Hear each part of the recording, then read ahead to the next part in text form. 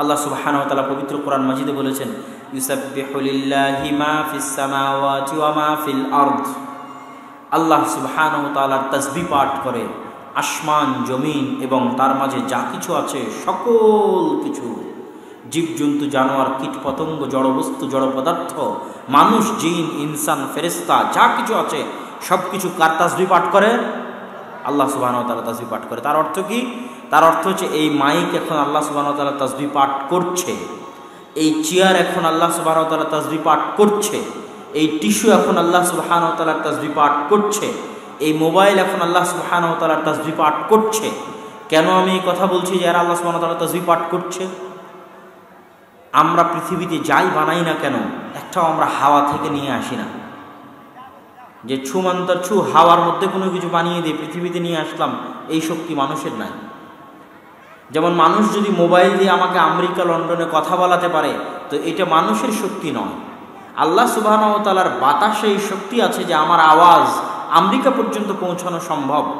আমার আওয়াজ যদি এখান থেকে ওই প্যান্ডেলের শেষ মাথা পর্যন্ত পৌঁছতে পারে, তো আরেকটু চেষ্টা করলে আমেরিকা পর্যন্ত পৌঁছানো সম্ভব। তো এই শক্তিটা কার দেওয়া? আল্লাহর দেওয়া। সেটাকে মানুষ ব্যবহার করেছে মাত্র। সেটাকে মানুষ কি করেছে? ব্যবহার করেছে। তাহলে আমাদের সামনে আমরা যা কিছু ব্যবহার করছি, এই tissue, mic, light, fan, mobile, সব কিছুর আসলটা আল্লাহর দেওয়া সৃষ্টি। সেখান থেকে মানুষ রিসাইকেল করে, রিইউজ করে, নতুন সংমিশ্রণ ঘটিয়ে নতুন কিছু বানিয়েছে। এতটুকুই মানুষের কৃতিত্ব। কিন্তু আসল সৃষ্টি যখন আল্লাহ, প্রথম সৃষ্টি যখন আল্লাহ, তো আল্লাহর সৃষ্টি আল্লাহর তাসবিহ পাঠ করবে না? আপনার কি মনে হয় করবে না? করবে না? করবে। এই কাঠ যখন চেয়ার করা হয়েছে, আর আগে যখন গাছ ছিল, গাছের যদি পাতা হতে পারে, গাছের যদি ফল হতে পারে, গাছের যদি ফুল হতে পারে, গাছকে আল্লাহর তাসবিহ পাঠ করতে পারে না? বলেন পারে না? পারে না? পারে। তো গাছ যদি তখন তাসবিহ পাঠ করতে পারে, আপনি সেই গাছ কেটে চেয়ার বানালেন, তাই গাছ আর আল্লাহর তাসবিহ পাঠ করবে না, এর কোনো যুক্তি আছে? এই কথার পিছনে কি আপনার কোনো প্রমাণ আছে? গাছ যদি পাতা জন্ম দিতে পারে, গাছ যদি ফল দিতে পারে, ফুল দিতে পারে, গাছ কি তাসবিহ পাঠ করতে পারে না? গাছ কেটে যখন চেয়ার বানানো হয়েছে তখন তাসবিহ পাঠ করে না, এর প্রমাণ কি? কোনো প্রমাণ নাই। তাহলে আমরা আমাদের চোখের সামনে যা ব্যবহার করছি সবই তো মূল আল্লাহর সৃষ্টি, মূল জায়গায় তো আল্লাহর সৃষ্টি। আমি এই জুব্বা ব্যবহার করছি, এটার মূল কোথায়? সুতা, সুতা থেকে তুলা, তুলা থেকে কোথায়?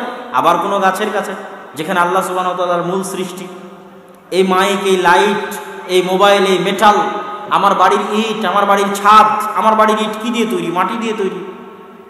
মাটি যদি, মাটিতে একটা ধান ফেললে ধান থেকে যদি গাছ জন্ম দিতে পারে, মাটির মধ্যে যদি ওইরকম কোনো শক্তিশালী পাওয়ারফুল কিছুই না থাকে, তাহলে মাটি থেকে গাছ কেমনে হয়? আপনি মাটি ছাড়া গাছ জন্মান দেখি। কাঠের মধ্যে গাছ রোপণ করে দিয়ে গাছ জন্মান, মাটি ছাড়া কোথাও গাছ জন্মান। মাটির মধ্যে গাছ ফেললে গাছ কেন হচ্ছে? মাটির ওই শক্তি আছে। যে মাটির মধ্যে এত বড় বড় গাছ হতে পারে, সেই মাটি আল্লাহর তাসবিহ পাঠ করতে পারে না? কথা বলেন না যে পারে না? পারে না? পারে। ইয়াউমাইযিন তুহাদ্দিসু আখবারাহা বিআন্না রাব্বাকা ওয়া হালাহা। এই মাটি কিয়ামতের মাঠে কথা বলবে, কেননা তার প্রতিপালক তাকে আদেশ করবে। এই মাটি, পৃথিবীতে যত যন্ত্র আছে তার মধ্যে সবচেয়ে ভয়ঙ্কর যন্ত্র হচ্ছে এই মাটি। তাহলে ওই মাটি যদি কথা বলতে পারে, ওই মাটি যদি গাছ জন্ম দিতে পারে, তাসবিহ পাঠ করতে পারে। তাসবিহ যদি পাঠ করতে পারে, ওই মাটিকে আপনি জ্বালিয়ে ইট বানিয়েছেন, দিয়ে আপনার বাড়িতে লাগিয়েছেন, তখন আর আল্লাহর তাসবিহ পাঠ করে না, এর কোনো প্রমাণ আছে আপনার? এর কোনো প্রমাণ নেই। তাহলে ওই সিমেন্ট, ওই বালু, ওই ঢালাই, এবং ওই ঢালাই কেন, আপনি আপনার আশেপাশে যা ব্যবহার করছেন, এভরিথিং, আমি যা গায়ে দিয়ে আছি, যার উপর বসে আছি, যা ব্যবহার করছি, যেখানে হাত লাগাচ্ছি, সবকিছু কার তাসবিহ পাঠ করছে? জোরে বলেন, কার তাসবিহ পাঠ করছে? আল্লাহ সুবহানাহু ওয়া তাআলা। আল্লাহ সুবহানাহু ওয়া তাআলা যদি বলতেন ইউসাব্বিহু লিল্লাহি মান ফিস সামাওয়াতি ওয়া মান ফিল আরজ, তাহলে বলতাম যে শুধু মানুষ, জিন আর ফেরেশতা তাসবিহ পাঠ করে। আল্লাহ কি বলেছেন? ইউসাব্বিহু লিল্লাহি মা ফিস সামাওয়াতি ওয়া মা ফিল আরজ, তথা শুধু মানুষ আর জিনের মধ্যে সীমাবদ্ধ রাখেননি। যা কিছু আল্লাহ সৃষ্টি করেছে, জড় পদার্থ, জীবজন্তু, জানোয়ার, সব কিছু আল্লাহ সুবহানাহু ওয়া তাআলা তাসবিহ পাঠ করছে, করবে, করতে থাকবে। কেন? তারা সবাই জানে তারা একদিন আল্লাহর নিকটে ফিরে যাবে।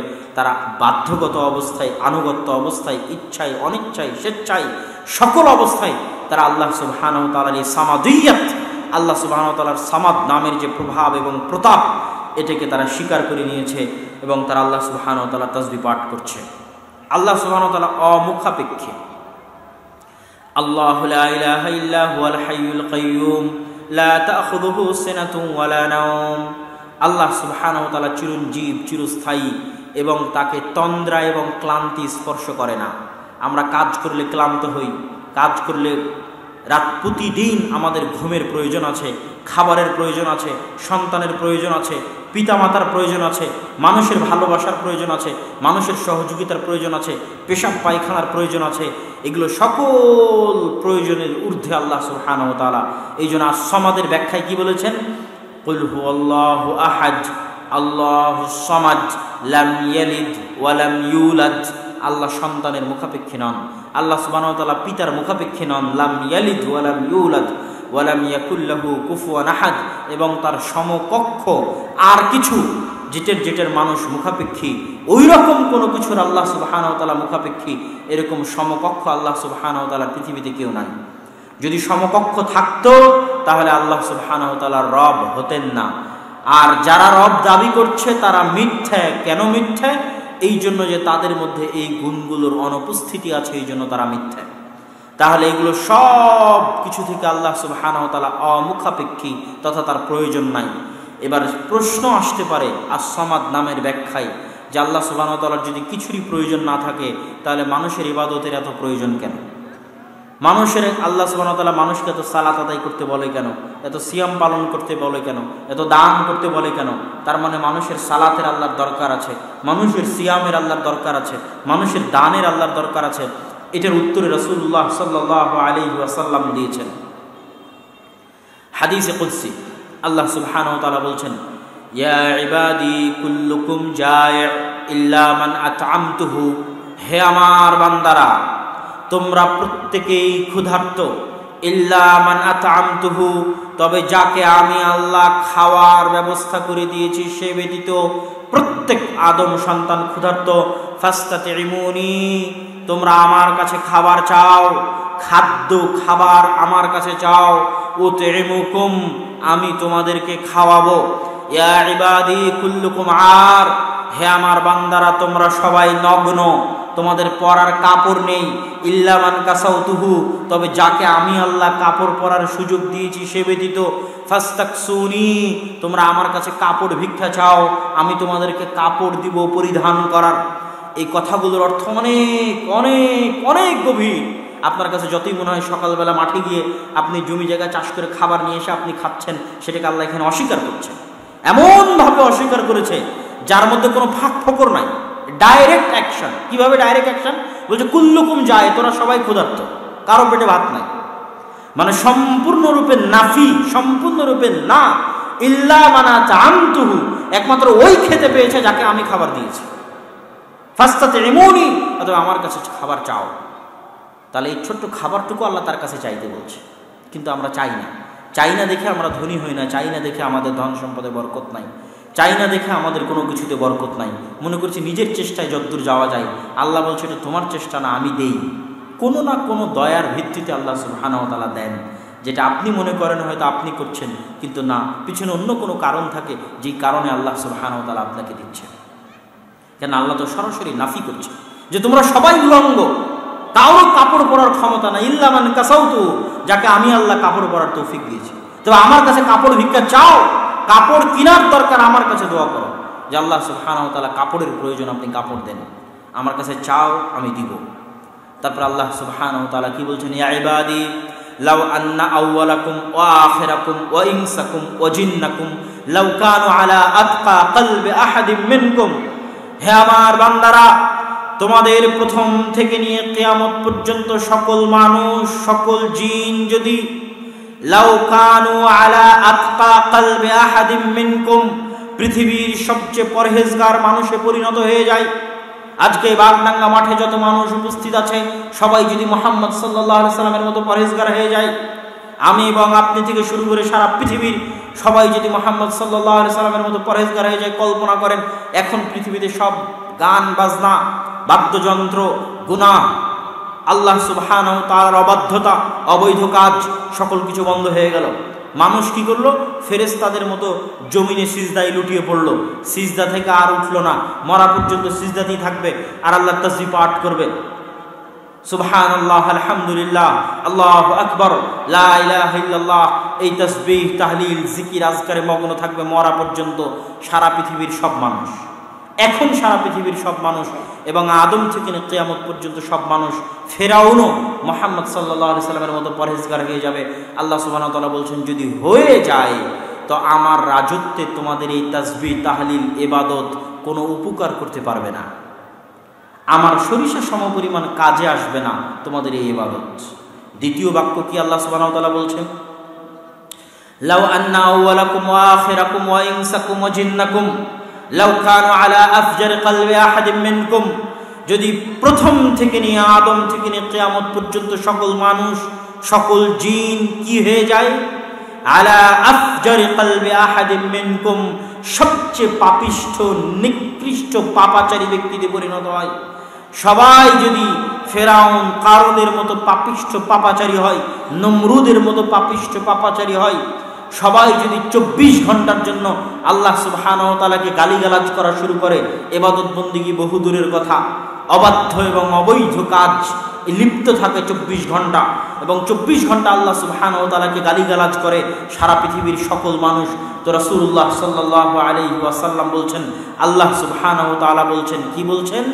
যে এই তাদের 24 ঘন্টার অবাধ্যতা আল্লাহ সুবহানাহু ওয়া তাআলার সরিষা সমপরিমাণ তার রাজত্বে কমতি সৃষ্টি করতে পারবে না, আল্লাহ সুবহানাহু ওয়া তাআলার সরিষা সমপরিমাণ ক্ষতি করতে পারবে না। তাহলে আমার এবং আপনার ইবাদতের কোনো প্রয়োজন আল্লাহর আছে? কথা বলেন না যে আমার এবং আপনার সালাত এবং সিয়ামের কোনো প্রয়োজন আল্লাহর আছে? আল্লাহ সুবহানাহু ওয়া তাআলার কোনো ঠেকা পড়েনি আমার এবং আপনার সালাত সিয়ামের, আমার এবং আপনার দানের, আমার এবং আপনার টাকার। আমরা সালাত সিয়াম করছি, দান করছি নিজেদের স্বার্থে। আল্লাহ সুবহানাহু ওয়া তাআলা ঠেকা পড়েনি কেন? তিনি হচ্ছেন আল্লাহুস সামাদ। ওই যে বলেছে অমুখাপেক্ষী, তো অমুখাপেক্ষী তো অমুখাপেক্ষী। আপনার সালাত সিয়ামেরও মুখাপেক্ষী নন, আপনার দান সাদাকারও মুখাপেক্ষী নন। কেন? কুল হুয়াল্লাহু আহাদ আল্লাহুস সামাদ। এবং আপনার গুনাহ তার কোনো ক্ষতি করতে পারবে না। কেন? আল্লাহুস সামাদ। আবার আপনি তার 16 আনা মুখাপেক্ষী, বুঝলেও না বুঝলেও, মানলেও না মানলেও, বিশ্বাস করলেও না বিশ্বাস করলেও, ইচ্ছায় অনিচ্ছায়, স্বেচ্ছায় বাধ্যগত অবস্থায় আপনি আল্লাহ সুবহানাহু ওয়া তাআলার মুখাপেক্ষী। এরই নাম হচ্ছে কুল হুয়াল্লাহু আহাদ আল্লাহুস সামাদ। তথা আল্লাহ সুবহানাহু ওয়া তাআলার সাথে আমাদের সম্পর্ক সম্পূর্ণরূপে বিপরীত। আল্লাহ সুবহানাহু ওয়া তাআলার চুল পরিমাণ, সরিষা সম পরিমাণ আমাদের মুখাপেক্ষী নন, আর সকল সৃষ্টিজীব আল্লাহর মুখাপেক্ষী 16 আনা, বুঝলেও এবং না বুঝলেও। এটাই হচ্ছে আল্লাহ সুবহানাহু ওয়া তাআলার আস-সামাদ নামের অর্থ। আল্লাহ সুবহানাহু ওয়া তাআলার দ্বিতীয় নাম লতিফ। আমাদের মধ্যে অনেকের নাম আছে আব্দুল লতিফ, আছে না নাই? আছে। এই লতিফের সঠিক উচ্চারণ হচ্ছে লতিফ। আল্লাহ সুবহানাহু ওয়া তাআলার নাম লতিফ। শাব্দিক অর্থ হচ্ছে সূক্ষ্মদর্শী, সূক্ষ্ম বিচারী, সূক্ষ্মদর্শী। কি আল্লাহ সূক্ষ্মদর্শী? আমার মনের মধ্যে এখন যে অনুভূতি এখানে উপস্থিত হওয়ার, আপনাদের কারো পক্ষে কি সম্ভব হুবহু আমার অনুভূতিটা অনুভব করা? কারো পক্ষে সম্ভব? আপনাদের জীবনে কোনো কঠিন বিপদের মুহূর্তে যখন আপনি খুব টেনশনে, তখন আপনার স্ত্রীও কি পারবে হুবহু আপনার টেনশনটা আপনার মতো করে অনুভব করতে? পারবে না। যখন আপনি খুব বিপদে, খুব কষ্টে, তখন আপনার সন্তান কি পারবে হুবহু আপনার কষ্টটা আপনার মতো করে অনুভব করতে? পারবে না। আপনি যখন খুব আনন্দে, তখন আপনার আত্মীয় স্বজন, ভাই বোন কেউ পারবে না আপনার আনন্দটা হুবহু আপনার মতো করে অনুভব করতে। কেন? আমার অন্তরকে এখান থেকে কপি করে আমার স্ত্রীর বুকে পেস্ট করা সম্ভব নয়। আপনার বাপ মাকে আপনি যেই পরিমাণ ভালোবাসেন, ওই ভালোবাসাটাকে আপনি কপি করে আপনার বইয়ের অন্তরে পেস্ট করতে পারবেন? কম্পিউটারের ভাষায় কপি পেস্ট বলে, মানে এখান থেকে কপি করে আপনার বইয়ের অন্তরে দিয়ে দিলেন, যেন আপনার অন্তরে যেই রকম অনুভূতি আছে আপনার বাপ মা সম্পর্কে, হুবহু ওই অনুভূতি যেন আপনার বইয়ের থাকে। এটা কি সম্ভব? কথা বলেন না যে উত্তর দিতে হবে। সম্ভব না? সম্ভব নয়, সম্ভব নয়। তাহলে সত্যিকার অর্থে পৃথিবীতে আমরা সবাই একা। আমার বিপদের মুহূর্তে আমার বিপদ হুবহু অনুভব করার ক্ষমতা কারণে, আমার কষ্টের মুহূর্তে হুবহু আমার কষ্ট অনুভব করার ক্ষমতা কারণে সবাই একা পৃথিবীতে, একক। আমার অনুভূতি আমার সাথে একক, আমি একাই একমাত্র আমার মতো অনুভূতি রাখি আর কেউ রাখে না, আমার মতো ফিলিংস রাখি আর কেউ রাখে না, একক।